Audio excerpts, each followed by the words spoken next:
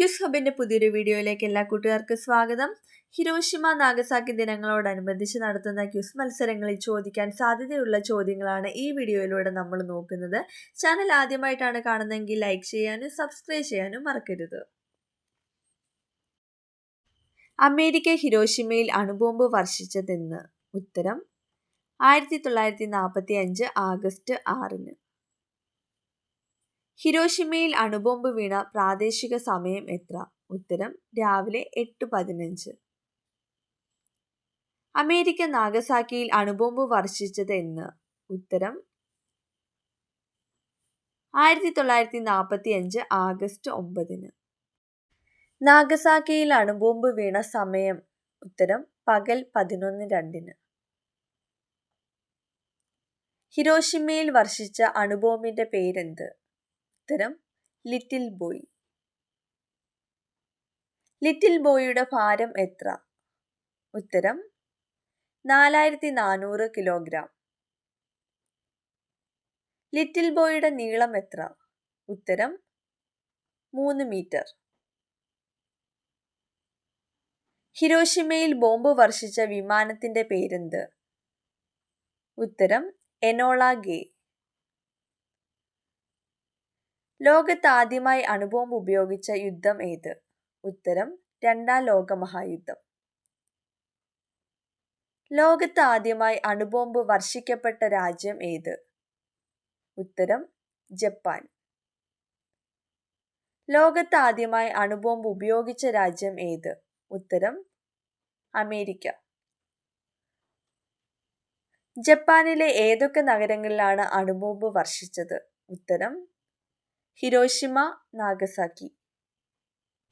ജപ്പാനിൽ അണുബോംബ് വർഷിക്കുമ്പോൾ American president ആരായിരുന്നു? ഉത്തരം ഹാരി എസ് ട്രൂമാൻ. നാഗസാക്കിയിൽ വർഷിച്ച അണുബോംബിന്റെ പേരെന്ത്? ഉത്തരം ഫാറ്റ്മാൻ. ഫാറ്റ്മാന്റെ ഭാരം എത്ര? ഉത്തരം 4670 കിലോഗ്രാം. ഫാറ്റ്മാന്റെ നീളം എത്ര? ഉത്തരം 3.3 മീറ്റർ. ഹിരോഷിമയിൽ വർഷിച്ച ലിറ്റിൽ ബോയ് എന്ന അണുബോംബിന്റെ നിർമ്മാണത്തിന് ഉപയോഗിച്ച മൂലകം ഏത്? ഉത്തരം യുറേനിയം 235.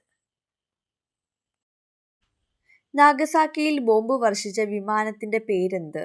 ഉത്തരം ബോക്സ്കാർ. നാഗസാക്കിയിൽ വർഷിച്ച അണുബോംബിന്റെ നിർമ്മാണത്തിന് ഉപയോഗിച്ച വസ്തു ഏത്? ഉത്തരം പ്ലൂട്ടോണിയം 239. ഏത് തുറമുഖം ആക്രമിച്ചതിനെ തുടർന്നാണ് അമേരിക്ക ജപ്പാനിൽ അണുബോംബ് വർഷിച്ചത്? ഉത്തരം പേൾ ഹാർബർ. അണുബോംബ് വികസിപ്പിച്ചെടുക്കുന്നതിനുള്ള അമേരിക്കയുടെ പദ്ധതിയുടെ പേരെന്ത്? ഉത്തരം മാൻഹട്ടൻ പ്രോജക്റ്റ്. അണുബോംബ് വികസിപ്പിക്കുന്നതിൽ കേന്ദ്ര പങ്കുവഹിച്ചത് ആരാണ്? ഉത്തരം ജെ റോബർട്ട് ഓപ്പൺഹൈമർ. അണുബോംബ് സ്ഫോടനത്തിൽ കൊല്ലപ്പെട്ടവരെ അനുസ്മരിക്കാൻ ഹിരോഷിമയിൽ നടക്കുന്ന വാർഷിക പരിപാടിയുടെ പേരെന്ത്? ഉത്തരം ഹിരോഷിമ സമാധാന സ്മാരക ദിനം. ഹിരോഷിമയിൽ അണുബോംബ് വർഷിച്ച US-B-29 ബോംബർ വിമാനം ഏത് സ്ഥലമാണ് ലക്ഷ്യമിട്ടത്? ഉത്തരം അയോയി പാലം. ഹിരോഷിമ നാഗസാക്കി ബോംബ് ആക്രമണങ്ങളിൽ നിന്ന് രക്ഷപ്പെട്ടവർ ഏത് പേരിലാണ് അറിയപ്പെടുന്നത്? ഉത്തരം ഹിബാകുഷ. ലോകമഹായുദ്ധത്തിൽ നിന്ന് ജപ്പാൻ പിൻവാങ്ങിയതെന്ന്? ഉത്തരം 1945 ഓഗസ്റ്റ് 15. ഹിരോഷിമ നാഗസാക്കി ബോംബ് ആക്രമണങ്ങൾക്ക് ശേഷം രണ്ടാം ലോക മഹായുദ്ധത്തിൽ നിന്ന് ജപ്പാന്റെ കീഴടങ്ങൽ പ്രഖ്യാപിച്ച ചക്രവർത്തി ആര്? ഉത്തരം ഹിരോഹിതോ ചക്രവർത്തി. നാഗസാക്കിയിൽ അണുബോംബ് വർഷിച്ച വിമാനത്തിന്റെ പൈലറ്റിന്റെ പേരെന്ത്? ഉത്തരം മേജർ ചാൾസ് ഫീനി. ആണവ നിരായുധീകരണത്തിന്റെ സന്ദേശവുമായി ശാസ്ത്രജ്ഞരുടെയും ചിന്തകരുടെയും നേതൃത്വത്തിലുണ്ടായ പ്രസ്ഥാനമേത്? ഉത്തരം പഗ്വാഷ്. ഹിരോഷിമയിൽ അണുബോംബ് സ്ഫോടനത്തിന് ശേഷം ആദ്യമായി വിരിഞ്ഞ പുഷ്പം ഏത്?